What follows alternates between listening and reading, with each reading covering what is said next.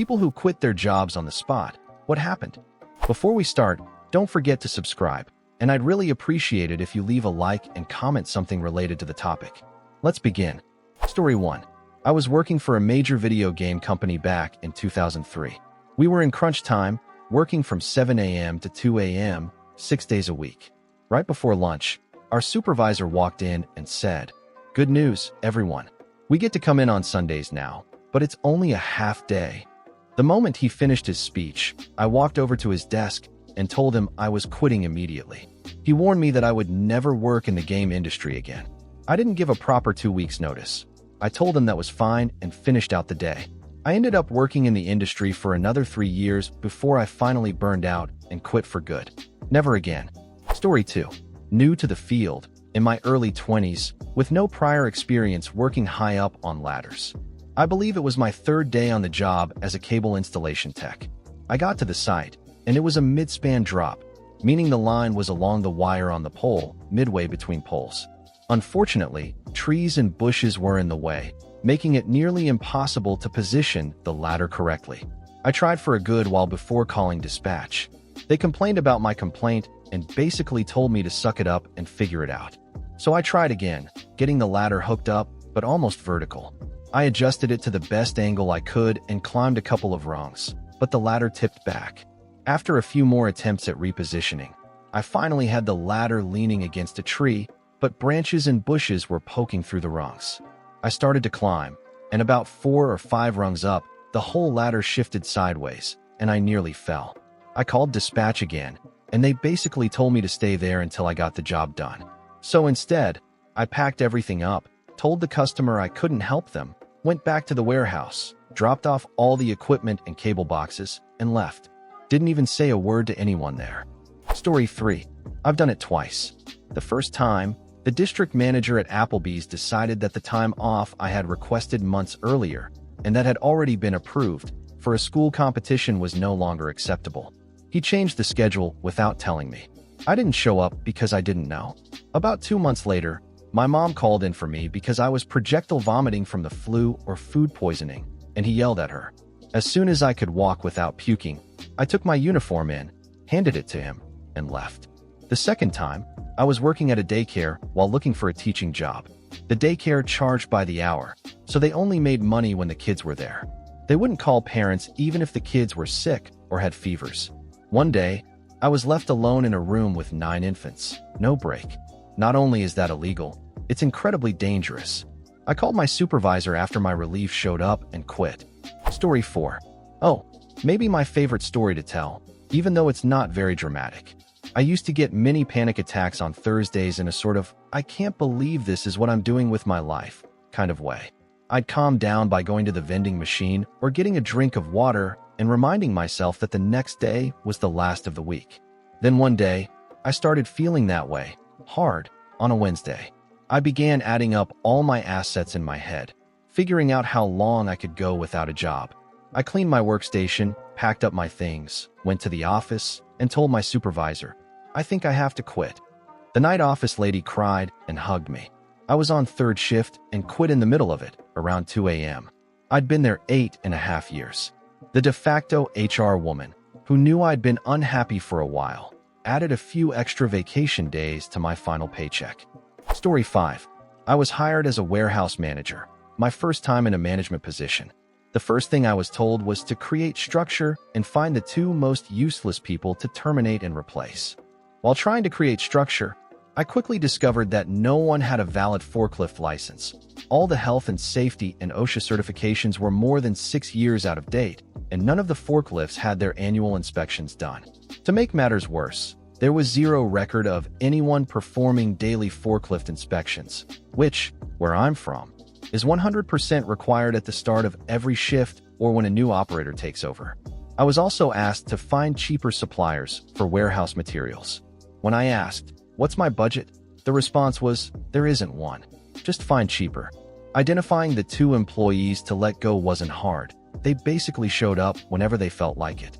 But when I tried to terminate them, my boss wouldn't let me. The forklift licenses? He refused to bring in a trainer. Ordering from other suppliers? Not allowed. The annual inspections? Too expensive. Then people started refusing to train me, which I didn't realize at first, but told my boss they had trained me and that I just wasn't picking things up. Soon after, my work started getting sabotaged, and orders began going out early, some 3 weeks ahead of schedule, resulting in fines of over $1,000. All of this happened over the course of 2 months. I'd already spent 6 months unemployed after my previous company went under.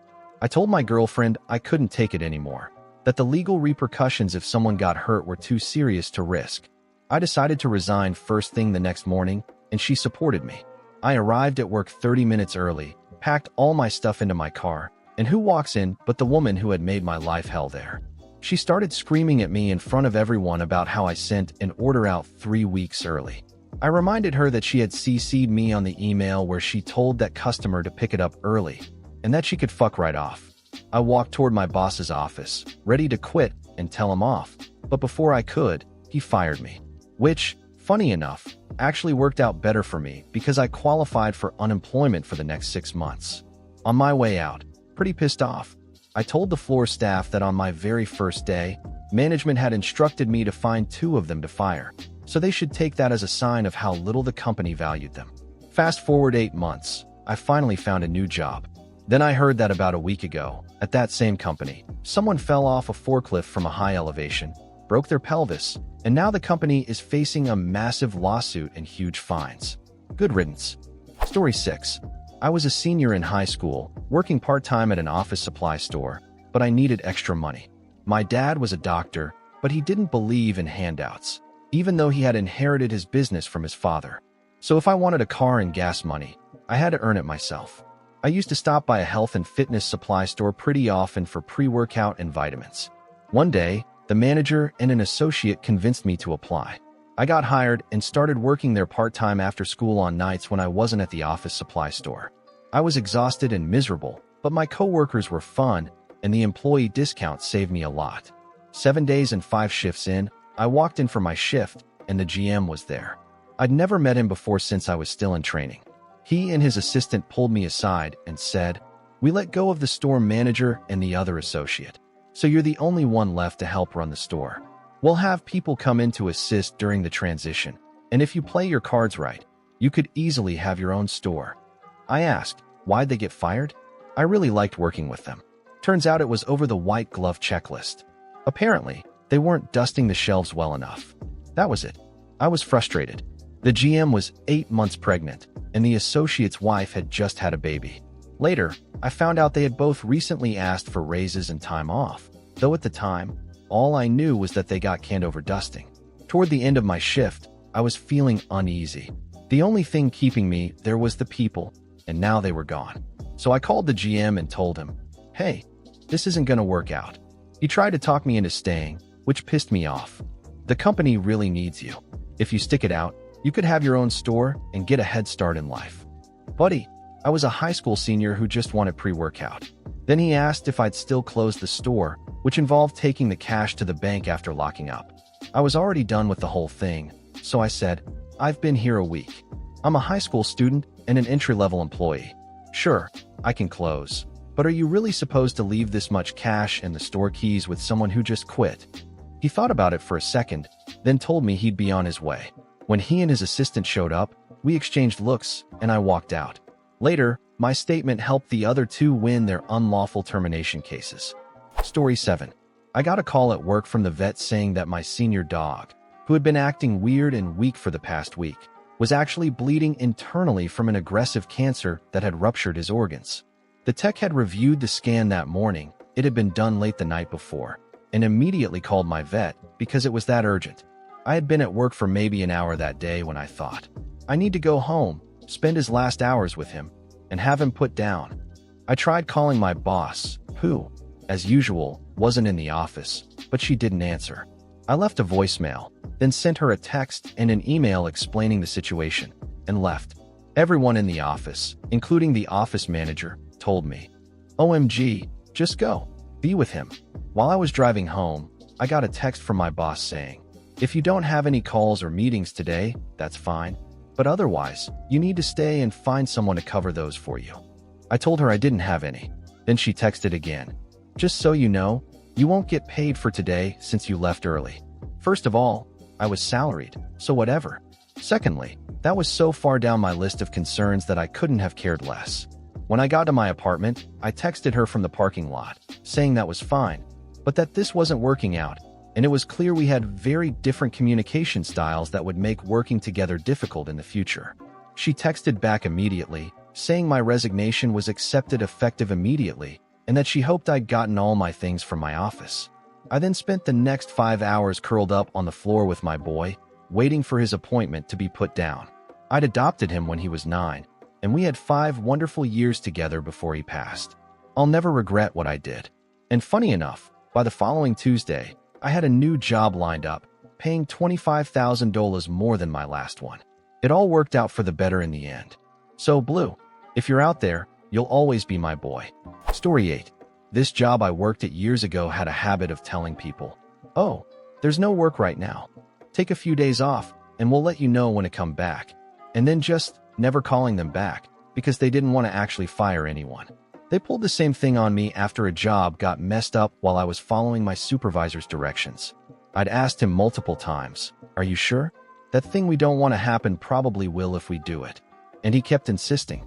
Then, when the customer complained, he suddenly blamed me. The next day, they hit me with the "no work right now" line. Except they actually did call me back the next week, once they realized nobody else knew how to do my job and they were floundering. I came into the office to find it a mess. A guy I got along with came in, surprised to see me, and told me that management had said they'd let me go.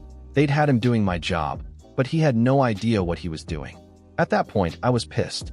I walked straight into the office, handed over my high-vis vest, and walked out.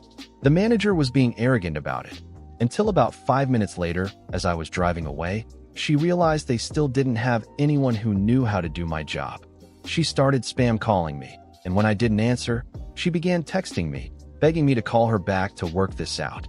Fuck that place. I never went back. About 6 months later, that manager got fired. A year after that, the company was bought out. Story 9. I've told this story a few times before, so I'll try to keep it short. I was working at a Jason's Deli. Everyone had been sent on break or home right before the Sunday rush started. It was just 2 managers, me, and a cashier. One manager was in the office on her phone, and the other was sitting at a table eating. I tried to run the entire line by myself, but I couldn't take food out to customers. The manager on the floor told me to go run food, so I did, but when I got back to the line, the other manager was there telling me not to run food and to stay and make tickets because they were piling up. Then both of them went back to doing nothing, occasionally coming by every few minutes to give me completely opposite instructions. Eventually, it got to the point where they were both standing on opposite sides of me, literally screaming over each other in the middle of a crowded restaurant. For context, Jason's Deli is one of those places where customers order at the line and watch their food being made. So this was all happening right in front of everyone. Finally, I took off my apron, turned to the crowd, and said, "Sorry for the wait. Everyone, if you have complaints, the number to call is on the paper menus," and I walked out. The store manager called me the next day and said he wouldn't fire me if I came back and apologized to both of the managers. I told him, I won't, unless they both call and apologize to me. I also told him I wouldn't report anything to corporate if they did. That was a lie. I'd already called corporate before I even left the parking lot. Story 10. New to the field, in my early 20s, with no prior experience working up high on ladders. I think it was my 3rd day on the job as a cable installation tech. I got to the site, and it was a mid-span drop, meaning the line was along the wire on the pole, midway between poles. Unfortunately, trees and bushes were in the way, making it almost impossible to position the ladder correctly. I tried for quite a while before calling dispatch. They complained about my complaint and basically told me to suck it up and figure it out. So I tried again, getting the ladder hooked, but nearly vertical. I adjusted it to the best angle I could and climbed a couple of rungs, but the ladder tipped back. After a few more attempts at repositioning, I finally had the ladder leaning against a tree, but branches and bushes were poking through the rungs.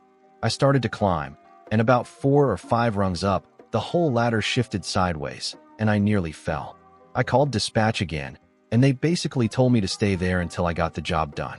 So instead, I packed everything up, told the customer I couldn't help them, went back to the warehouse, dropped off all the equipment and cable boxes, and left without saying a word to anyone. Story 11. Right out of school, I got a job at a video game development company. I asked for what I thought was a reasonable starting salary, $50,000 CAD as a software engineer in 2012, but they came in $15,000 under and said they'd reevaluate after my 3-month probation. The 3 months went well. At one point, the CEO told our team that if we hit a very ambitious sales target 1 month, he'd buy everyone a pair of Bose noise-canceling headphones. We actually met that target, and he did buy them, but then said they were company property, so we couldn't take them home. After my probation ended, I had a meeting with my boss. They told me I was doing a great job and offered me a $5,000 raise. I asked for a meeting with the CEO to discuss getting closer to my original request. This was a startup, so meeting the CEO wasn't a big deal. When I told him I was asking for $50,000 again, he looked at me and said, "What? Do you drive a Rolls-Royce?" I quit on the spot. I was living in a 1-bedroom apartment, had no car, and was fresh out of school with $40,000 in student loan debt. I didn't need to hear that kind of comment from a guy worth $20 million. One of my teammates hooked me up with a friend who ran a creative marketing agency, and I ended up doing web development for them instead. Story 12. The CEO decided to take a sabbatical and put this young guy, his protege, in charge. He was a nice enough person but a useless manager with no real ideas, vision, or skills to speak of, other than being ambitious and wanting to be in charge. He fired a few people he didn't like, and several others quit in protest. Around the same time, our entire sector hit a rough patch, so new business, my responsibility, slowed to a crawl. I gave him plenty of ideas for things we could change or new initiatives to make us more competitive, but he never acted on any of them.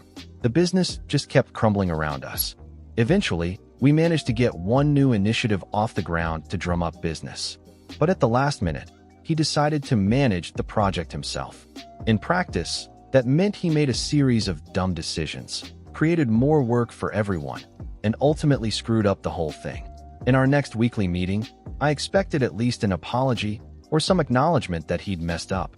Instead, he complained about how incompetent everyone was and how he had to micromanage everything. I was absolutely fuming but managed to stay calm and simply said, "All right, I've had enough. I'm out." It clearly caught him off guard, and for a moment, his mask slipped. He looked like a scared kid who knew he'd messed up. I was the last senior person in the company who didn't openly despise him at that point. But then he quickly pulled himself together and started spinning a nice little story to tell everyone about why I was leaving, just to make sure he didn't look bad. Story 13. I was a lifeguard at an indoor pool. I'd started there as a swim teacher, which was more of a private contractor setup. It was fewer hours, but I made about 4 times more per hour, so I was already planning to quit my lifeguarding job. One day, my boss didn't like the way I did something, so he told me I had to spend the rest of my shift at the warm pool, where the air temperature was about 90 degrees and incredibly humid. Normally, we rotated out every 30 minutes. I stayed in there for an hour, then went back to the regular rotation, hoping he'd forget. He saw me and said, "If you don't get back in there right now, you can go home." I said, "All right, you want me to come back tomorrow?" Referring to my next shift. He replied, "If you're walking out that door, don't ever come back." I said, "Cool," handed him my rescue buoy, and left. I went and had a nice, leisurely lunch, then showed back up 2 hours later, right when my lifeguarding shift would have ended, because I had swimming lessons scheduled at that time. I walked right past him and said hi on my way to the pool. He was furious, but since I was technically a private contractor in that position, reporting to a different manager, there wasn't a thing he could do about it. I'm pretty sure he thought I was quitting entirely, or threatening to. But anyway, we eventually ended up getting along fine after that. Hope you're doing well, Rodney. Story 14. I worked as a CNA at an upper-class assisted living facility. Residents were literal millionaires, and the cheapest rooms cost $16,000 a month.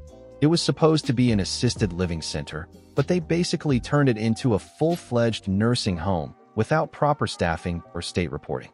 We even had hospice patients without enough staff to meet legal ratios. I stuck it out for a while, but I finally quit on the spot after being yelled at by the building director. I lived a 12-hour flight away from my family and had requested time off to visit them for Christmas. over 6 months in advance. It was approved, so I bought my tickets. 2 weeks before my trip, she tried to cancel my PTO to give the time off to another woman who had kids but hadn't requested it in advance. We argued. I threatened to quit, and then I went on my trip anyway.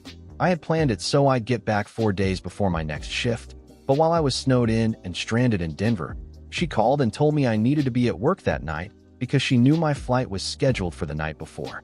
I explained that my flight was delayed indefinitely due to the snowstorm, and she yelled at me for being stranded out of state, as if I'd planned it. I still didn't quit. When I finally got back to work, it coincided with a new school term. I was a full-time student working part-time, and my schedule lined up perfectly. Classes in the morning, work from 2 p.m. to 10 p.m. But when I returned, she told me she was changing my schedule to 10 p.m. to 7 a.m. night shift. I told her no, I hadn't signed up for that, and I had classes. She started screaming at me that I could pick school or work, and that no one would ever hire me while I was in school, so I should be thanking her for employing me at all. It got so bad that one of the residents opened her office door and started yelling at her for how she treated the staff, saying he was going to contact his relative on the board. That was it for me. I quit on the spot and ignored every call after I walked out. It sucked for about a month while I looked for a new job. I was living paycheck to paycheck, but it wasn't worth the misery. Now I've got my degree, and even on a crappy teacher's salary, I make more than I did working for her, and I'm treated 1,000 times better. Story 15.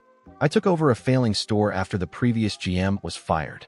I worked my ass off and completely turned it around within 12 months. Cleaned it up, retrained the staff, hired strong employees, fired the ones dragging us down, increased sales by 40%, made the store profitable for the first time in 6 years, used my budget to fix long-neglected repairs, and turned it into a top 10 sales and top 3 profit location out of more than 120 stores in the company. The company was 12 weeks late paying out Q1 bonuses. They owed me about $5,000. I asked my boss when we'd be paid, since the Q2 bonus, another $5,000, was coming up soon. He said they were rechecking a few stores' P&Ls because of some accounting issue, and that it should be paid in 3 to 4 weeks. So, quietly, I started taking 4 to 5 days off each week for the next 3 weeks, then took a full week of vacation to use up all my PTO. When I came back after that 4-week stretch, the bonus still hadn't been paid. That Thursday came and went with no deposit. I called my boss to ask about the now $10,000 they owed me, and he said there was another delay. I told him my keys would be on the desk and left in the middle of my shift. I called a company I had interviewed with during my break, accepted their offer, and started with them that Monday. My boss called me a dozen times and messaged me more than twice that over the weekend. I ignored every single one. Then, Monday morning, his boss called asking what happened. I told him, I don't work for your company anymore. If you have work-related questions, I'll be happy to answer them once you pay me the bonuses I'm owed. He said quitting forfeited my bonus. I replied, Q2. Sure, that was only 5 or 6 weeks delayed. But what about Q1? That's 5 months past the posted payout schedule. He didn't have an answer. I told him to have a nice day and not to contact me again until he did. Side note, apparently, I struck a nerve with my old boss. He went into the system and deleted all my work accounts instead of properly deactivating them. I couldn't update my address, access old pay stubs, or even get my W-2 because the account was completely removed. It took several days of phone calls to convince HR that I'd even worked there so they'd send my tax info. I eventually messaged him explaining the issue and asking for copies of my old pay stubs, which I didn't actually need since I'd already kept them. He waited a week to reply and said it wouldn't be possible. I told him I'd be contacting HR and the Department of Labor. I never did, but I liked knowing that thought probably kept him up for a while. If you enjoyed the video, don't forget to leave a like and subscribe, activate the notification bell, and share a similar story or anything you'd like to say in the comments. See you next time.